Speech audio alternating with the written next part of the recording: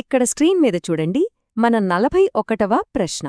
రామప్ప అనే గొప్ప సాగునీటి చెరువును ఎవరు త్రవ్వించారు? నిజానికి పోటీ పరీక్షల్లో ఈ ప్రశ్న పదే పదే కనిపిస్తూనే ఉంటుంది. చాలా ముఖ్యమైనది. దీనికిచ్చిన ఆప్షన్స్ గమనిస్తే 1 రుద్రదేవుడు, 2 గణపతిదేవుడు, 3 మహాదేవుడు, 4 ప్రతాపరుద్రుడు.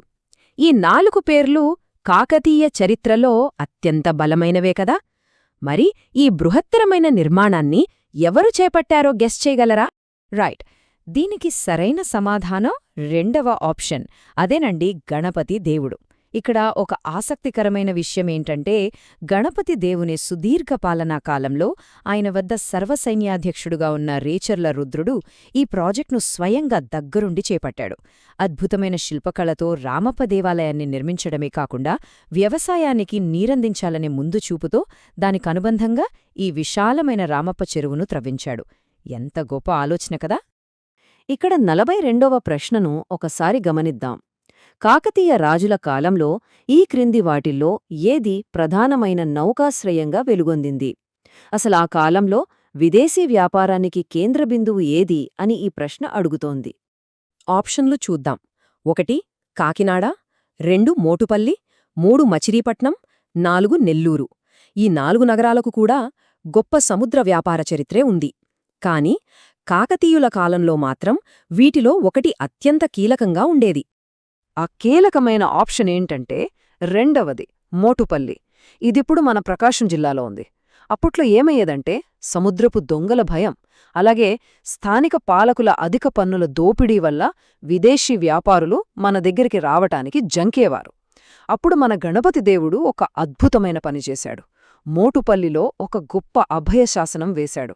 విదేశీ నౌకలకు పూర్తి రక్షణ కల్పిస్తామని, అలాగే కేవలం న్యాయమైన పన్నులు మాత్రమే వసూలు చేస్తామని గట్టి హామీ ఇచ్చాడు. దాంతో ఇది వారి ప్రధాన నౌకాశ్రయంగా రూపుదిద్దుకుంది. ఇదొక మాస్టర్ స్ట్రోక్ అని చెప్పొచ్చు. స్క్రీన్పై ఉన్న 43వ ప్రశ్న చూడండి. చెన్నకేశవస్వామి దేవాలయములో దళితులకు ప్రవేశము కల్పించినవారు ఎవరు? ఇది సామాజిక సమానత్వ చరిత్రలో నిజంగానే ఒక మైలురాయిలాంటి ప్రశ్న. దీనాప్షన్లు చూస్తే 1 చాళుక్య, చోళరాజులు, 2 శక్తి పీఠాధిపతులు, 3 అయ్యన మహాదేవి, 4 బ్రహ్మనాయుడు. ఎన్నో వందల సంవత్సరాల క్రితమే ఆ అంటరానితనాన్ని ధిక్కరించిన ఆ చారిత్రక ధీరుడెవరో తెలుసా? ఎగ్జాక్ట్లీ, దీనికి ఖచ్చితమైన సమాధానం 4వ ఆప్షన్ అయిన బ్రహ్మనాయుడు. పల్నాటి మంత్రి అయిన బ్రహ్మనాయుడు వర్ణ వివక్షను ఆ కాలంలోనే పూర్తిగా వ్యతిరేకించాడు. కులాల గోడలను బద్దలు కొడుతూ ఆయన చాపకూడు అనే ఒక విప్లవాత్మక విధానాన్ని ప్రవేశపెట్టాడు. అంటే ఏంటంటే అన్ని కులాలవారు ఒకే చాప మీద కూర్చుని కలిసి భోజనం చేయడమన్నమాట. అంతేకాదు, మాచర్లలోని చెన్నకేశవస్వామి ఆలయంలోకి దళితులను, అంటే అప్పట్లో మాలాదాసరులు అనేవారు, వారిని స్వయంగా తీసుకువెళ్లి దైవదర్శన భాగ్యం కల్పించాడు. ఇది నిజంగా గ్రేట్ కదా. 44వ ప్రశ్న గమనించండి. ఎవరి పాలనలో గోల్కొండ బహమనీ సుల్తానుకు అప్పగించబడినది? ఇదొక బాధకరమైన విషయమే అయినా ఆ పరిస్థితుల్లో అదొక తప్పనిసరైన వ్యూహాత్మక రాజకీయ నిర్ణయమని చెప్పాలి. ఆప్షన్లు చూద్దాం. 1 ప్రతాపరుద్రదేవుడు, 2 ప్రోలయనాయకుడు, 3 కాపయనాయకుడు, 4 వినాయకదేవుడు. ఈ పేర్లు చూడగానే చాలామంది కాస్త కన్ఫ్యూజ్ అవుతుంటారు. ఎందుకంటే ఈ పేర్లు ఆయా వంశాల కాలాలు ఒకదానితో ఒకటి బాగా ముడిపడి ఉంటాయి. బట్ కన్ఫ్యూజన్ వద్దు. దీనికి సరైన జవాబు 3వ ఆప్షన్, కాపయ్య నాయకుడు. ఇక్కడ చాలామంది చేసే పొరపాటేంటంటే మొదటి ఆప్షన్ అయిన ప్రతాపరుద్రుడేమో అని అనుకుంటారు. కాని ప్రతాపరుద్రుడు ఢిల్లీ సుల్తానుల చేతిలో ఓడిపోయిన చివరి కాకతీయ రాజు. ఆయన తర్వాత కాలంలో వచ్చిన ముసునూరి పాలకుడే ఈ కాపయ్య నాయకుడు.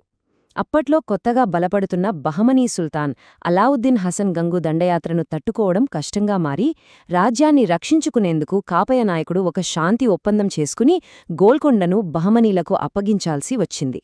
మన 45వ ప్రశ్న చూడండి. విలాస శాసనం జారీ చేసిన వ్యక్తి ఎవరు? అసలు మన ప్రాంతీయ శాసనాల చరిత్రలో దీనికి చాలా అంటే చాలా ప్రాముఖ్యత ఉందండి. మరి ఆప్షన్లేంటో చూద్దాం. 1 కాపయ్య నాయకుడు, 2 ముసునూరి ప్రోలయనాయకుడు, 3 కొలని రుద్రదేవుడు, 4 రేచర్ల సింహమ నాయకుడు. ఇంతకీ ఈ చారిత్రక శాసనాన్ని వేయించిన ఆ పాలకుడెవరో తెలుసుకుందామా? కరెక్ట్ ఆన్సర్ వచ్చేసి రెండవ ఆప్షన్ ముసునూరి ప్రోలయనాయకుడు. ఎందుకంత ప్రాముఖ్యత అంటే కాకతీయ సామ్రాజ్యం పతనమయ్యాక ఆ ఢిల్లీ సుల్తానుల ఆక్రమణలో మన తెలుగు ప్రజలు ఎదుర్కొన్న దయనీయ పరిస్థితులను ఈ శాసనం మనకు కళ్లకు కట్టినట్లు వివరిస్తుంది. ఆ చీకటి రోజుల్లో ఈ ముసునూరి ప్రోలయ నాయకుడు అందరినీ ఏకతాటిపైకి తెచ్చి సుల్తానులను పారద్రోలి మన ప్రాంతానికి ఎలా విముక్తి కలిగించాడో చెప్పడానికి ఈ విలాస శాసనం ఒక పక్కా సాక్ష్యంగా నిలుస్తుంది.